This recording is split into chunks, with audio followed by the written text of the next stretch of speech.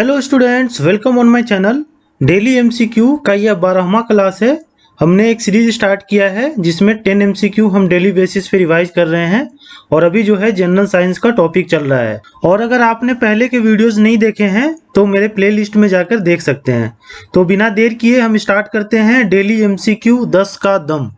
तो first question देखते हैं हम। The phenomenon of splitting white light into 7 colours is called. ये व्हाइट लाइट जो है वो 7 कलर्स में जो स्प्लिट हो जाता है जब वो प्रिज्म से पास होता है, तो इसका क्या कारण है? तो ऑप्शन है आपके सामने रिफ्लेक्शन, रिफ्रैक्शन, रिफ्रैक्टिव इंडेक्स और डिस्पर्सन। तो इसका सही आंसर होगा ऑप्शन डी, डिस्पर्सन। मतलब प्रकाश का वर्ण विक्षेपण, हिंदी में इसको कहते हैं वर्ण विक्षेपण।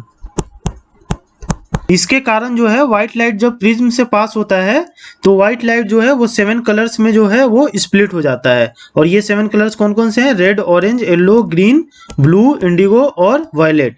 जिसमें रेड का जो है वेवलेंथ सबसे ज्यादा होता है और वायलेट का जो है सबसे कम होता है वेवलेंथ।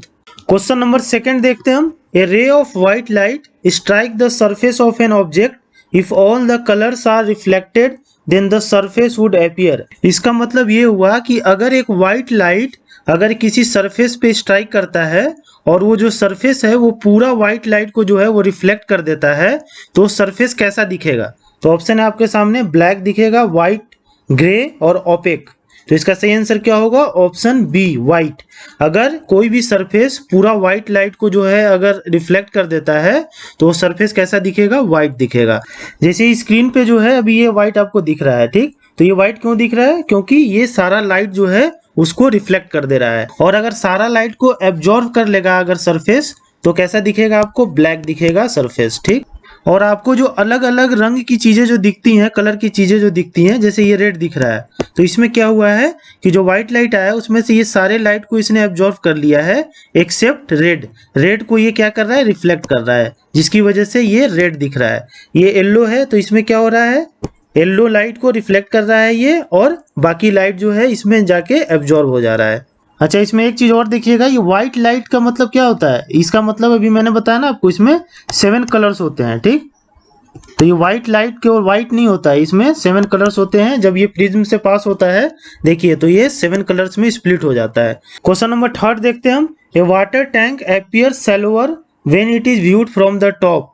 अगर आप टॉप से जो है वाटर में देखते हैं, जैसे स्विमिंग पूल में या कहीं भी जैसे टैंक में, तो आपको नजर आएगा कि जो उसका बेस है वो थोड़ा ऊपर की ओर उठा हुआ है। तो ऐसा क्यों होता है? इसका क्या कारण है? तो ऑप्शन आपके सामने रिफ्लेक्शन, रिफ्रैक्शन, डिस्पर्सन और टोटल इंटरनल रिफ्लेक्शन। तो इसका सही आंसर क्या होगा? रिफ्रैक्शन। रिफ्रैक्शन ऑफ लाइट मतलब कि लाइट का अपवर्तन के कारण जो है ये हमें शैलो दिखता है, छिछला थोड़ा दिखता है। इसमें होता क्या है कि जैसे बेस से जो लाइट आता है वो यहाँ रिफ्रैक्ट होके और हमारे आईज में आता है, और हमारा जो आईज है वो स्ट्रेट विजन देता है, ठीक? तो इस वजह से ये थोड़ा सा ऊपर की ओर छिछला नजर आता है। क्वेश्चन नंबर 4 देखते हैं हम। Light from the sun reaches earth in nearly. जो लाइट है सन का वो अर्थ कितनी देर में लगभग पहुंच जाता है? तो ऑप्शन है आपके सामने 8 मिनट, 2 मिनट, 6 मिनट और 4 मिनट। तो इसका सही आंसर होगा ऑप्शन ए, 8 मिनट। 8 मिनट्स और लगभग 20 सेकेंड में जो है सनलाइट जो है अर्थ पर पहुंच जाता है।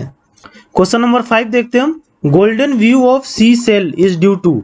जो सी सेल होते हैं उसका जो ये गोल्डन व्यू है ये किस वजह से होता है? तो ऑप्शन है आपके सामने डिफ्रैक्शन के कारण, डिस्पर्सन, पोलराइजेशन और रिफ्लेक्शन। तो इसका सही आंसर क्या होगा? पोलराइजेशन। पोलराइजेशन ऑफ लाइट की वजह से जो है ये सी सेल का जो है गोल्डन व्यू आता है।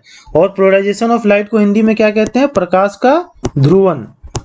तो ये प्रकाश का ध्रुवन की वजह से जो है ये सी सेल गोल्डन दिखता है। क्वेश्चन नंबर 6 देखते हैं हम। Which famous scientist was the first to look at the night sky through a telescope. कौन से फेमस साइंटिस्ट जो है पहली बार नाइट स्काई को टेलीस्कोप से देखे थे? तो ऑप्शन है आपके सामने कोपरनिकस, न्यूटन, फैराडे और गैलीलियो। तो इसका सही आंसर क्या होगा? Option D, Galileo. गैलीलियो जो थे वो पहली बार जो है नाइट स्काई को टेलीस्कोप से देखे थे। क्वेश्चन नंबर 7 देखते हैं हम। Electric current is measured using which instrument. जो इलेक्ट्रिक करंट है उसको किस इंस्ट्रूमेंट से हम मेजर करते हैं? तो ऑप्शन है आपके सामने एनीमोमीटर, एमीटर, वोल्ट मीटर और वाट मीटर। तो इसका सही आंसर क्या होगा? Option B, ammeter. एमीटर से जो है इलेक्ट्रिक करंट मेजर किया जाता है और ये जो है एमीटर है। क्वेश्चन नंबर 8 देखते हैं हम। इलेक्ट्रिक रेजिस्टेंस मतलब कि प्रतिरोध जो होता है विद्युत का, इलेक्ट्रिक का, उसको किसके द्वारा मेजर किया जाता है? तो ऑप्शन है आपके सामने एनीमोमीटर, एमीटर, वोल्ट मीटर और ओम मीटर। तो इसका सही आंसर क्या होगा? ऑप्शन डी, ओम मीटर। ओम मीटर से जो है वो इलेक्ट्रिक रेजिस्टेंस या विद्युत का जो प्रतिरोध है, इलेक्ट्रिक का प्रतिरोध, उसको मेजर किया जाता है और ये है आपका ओम मीटर।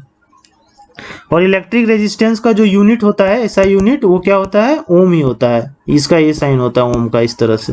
क्वेश्चन नंबर 9 देखते हैं हम। Filament of electric bulb is made of. Filament जो है इलेक्ट्रिक बल्ब का, वो किस चीज का बना होता है? तो ऑप्शन है आपके सामने टंगस्टन, नाइक्रोम, लेड और एल्युमिनियम। तो इसका सही आंसर क्या होगा? Option A, tungsten. ये जो है फिलामेंट बल्ब का, वो टंगस्टन का बना होता है। इसका क्या कारण होता है? क्योंकि इसका जो मेल्टिंग पॉइंट है वो काफी हाई होता है और इसलिए इसका यूज जो है इसमें हम करते हैं। क्वेश्चन नंबर 10 देखते हैं हम। Conversion of chemical energy into electrical energy occur in. जो कन्वर्जन होता है, मतलब चेंज होता है केमिकल एनर्जी किसमें? इलेक्ट्रिकल एनर्जी में। मतलब कि रासायनिक ऊर्जा का जो चेंज है किसमें होता है? विद्युत ऊर्जा में हो जाता है। तो वो किसमें होता है? तो ऑप्शन है आपके सामने एटॉमिक बॉम्ब में, इलेक्ट्रिक हीटर में, बैटरी में और डायनमो में। तो इसका सही आंसर क्या होगा? ऑप्शन सी, बैटरी में जो है केमिकल एनर्जी किसमें चेंज हो जाता है? इलेक्ट्रिकल एनर्जी में।